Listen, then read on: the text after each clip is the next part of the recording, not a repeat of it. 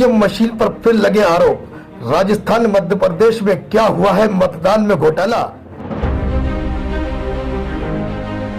राजस्थान मध्य प्रदेश में बनने वाली सरकारें क्या करेंगी चुनाव के दौरान किए गए वादों को पूरा। इन सभी मुद्दों पर आज की चर्चा सैयद इरफान आलम के साथ। आप देख रहे हैं बीएसटी न्यूज 24। मैं Asif Ali, bureau report, Mumbai. EVM मंत्र चलाया, ईवीएम जो मशीनें हैं उन मशीनों का गलत दुरुपयोग किया और जनता की, मतदाताओं की वोट का उन्होंने दुरुपयोग किया। ये अपील है कि हमारा जो वोट होता है, हमारा जो मत होता है, ये बहुत ही कीमती होता है। इससे हमारे एक वोट से सरकार बनती है और एक वोट से सरकार गिर भी सकती है, लेकिन आज हमें सही डिसीजन, सही निर्णय लेना है और हमें सही सरकार हिंदुस्तान में बनाना है।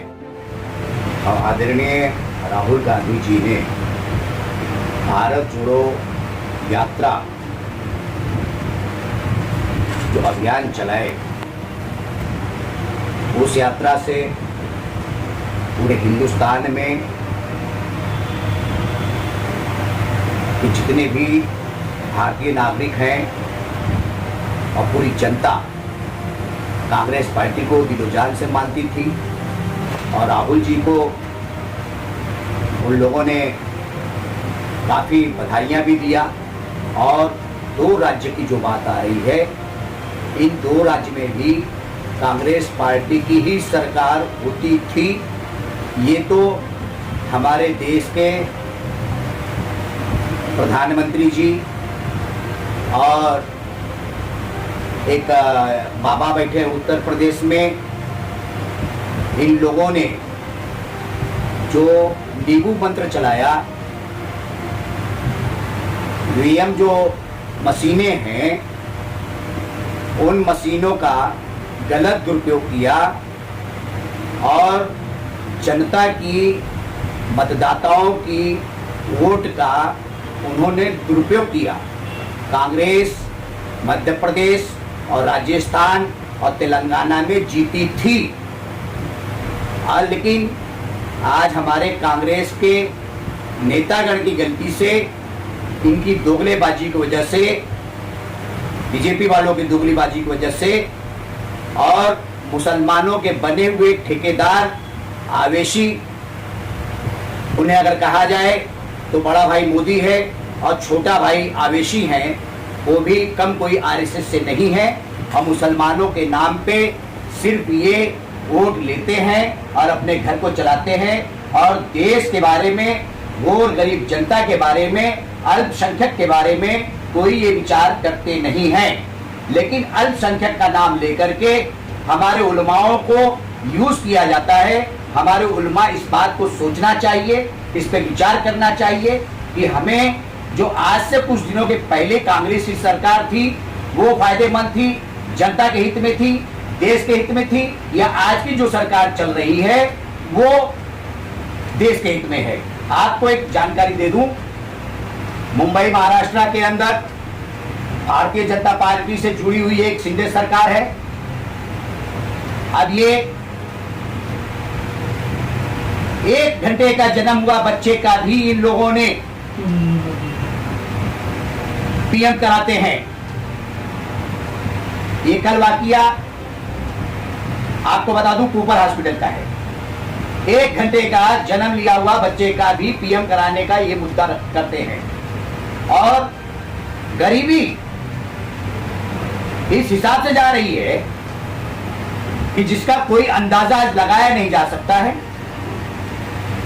आप कहते हैं कि 5 किलो सरकार अनाज हमें फ्री में देती है। दिवाली, कोई ऐसा होली वगैरह आता है तो वो भी जो 5 किलो अनाज में 1 किलो शक्कर और तेल वगैरह दिया था, उसका भी 100 रुपया चार्ज दिया जाता है।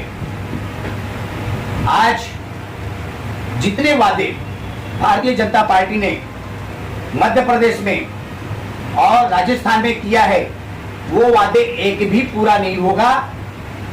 जुमला सरकार केंद्र में है, वो जुमला सरकार के भाई भतीजे इधर स्टेट में बनेंगे और आगे देश की उन्नति का कोई रास्ता नहीं है। और सिर्फ ये अपने वालों को, जिन्होंने इनको फंडिंग किया, उनको आज देश की उन्नति पे बैठा दिए। और जो किसान मजदूर हैं, आज वो गरीबी में इस तरह से जूझ रहे हैं, इस तरह से परेशानियां उठा रहे हैं कि एक घर का, अगर एक वक्त का उनके घर में चूल्हा जलता है तो एक वक्त का नहीं जलता है। बेरोजगारी हद से ज्यादा हो गई है। बेरोजगारी का कोई अंदाजा लगाया नहीं जा सकता है। अब जनता को विचार करना है। आने वाले दिनों में मेंबर ऑफ पार्लियामेंट लोकसभा का चुनाव है। इस चुनाव में हमें सही डिसीजन लेना है। हमारे मुसलमान भाई बहनों से, उलमाओं से और जनता से मेरी अपील है कि हमारा जो वोट होता है, हमारा जो मत होता है, ये बहुत ही कीमती होता है। इससे हमारे एक वोट से सरकार बनती है और एक वोट से सरकार गिर भी सकती है। लेकिन आज हमें सही डिसीजन, सही निर्णय लेना है और हमें सही सरकार हिंदुस्तान में बनाना है। देखिए, 2014 से पहले मेरा एक ऑर्गेनाइजेशन है, national organization for handicap future, वो जो हैंडीकैप को स्वावलंबित करने का काम करता है, वीडियो के लिए रोजगार का मुहैया कराता है और उनको हर तरह से, हर प्रकार से उन्हें मदद करने का कार्य हमारी संस्था करती है। और ये संस्था 1992 से है। अब आपको मैं इस संस्था के मार्फत से जो काम करता हूँ और जो मैं देख रहा हूँ, कांग्रेस राज्य में बेवाओं को पेंशन मिलता था, संजय गांधी निराधार। सीनियर सिटीजन को रेलवे में छूट मिलता था, सीनियर सिटीजन को पहला दर्जा दिया जाता था, महिलाओं को पहला दर्जा दिया जाता था। और इनके आगे के वक्त गुजारने के लिए जो पेंशन कांग्रेस सरकार देती थी, तो उसमें इनको उम्मीद थी कि भाई किसी प्रकार से हमारा दाल रोटी का गुजारा हो जाता है। लेकिन जब से ये भाजपा सरकार आई है, तब से सीनियर सिटीजन का पूरी सुविधाओं को बंद कर दिया। बेवाओं का कोई उद्धार नहीं कर रहा है।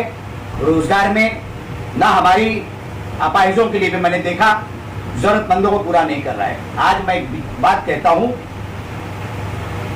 एक उम्मीद थी सीनियर सिटीजन को कि हमें सरकार से ये पेंशन मिलता है, इस पेंशन में हमारा कुछ तो दाल चावल चल जाएगा, लेकिन सरकार ने उसे भी खत्म कर दिया है।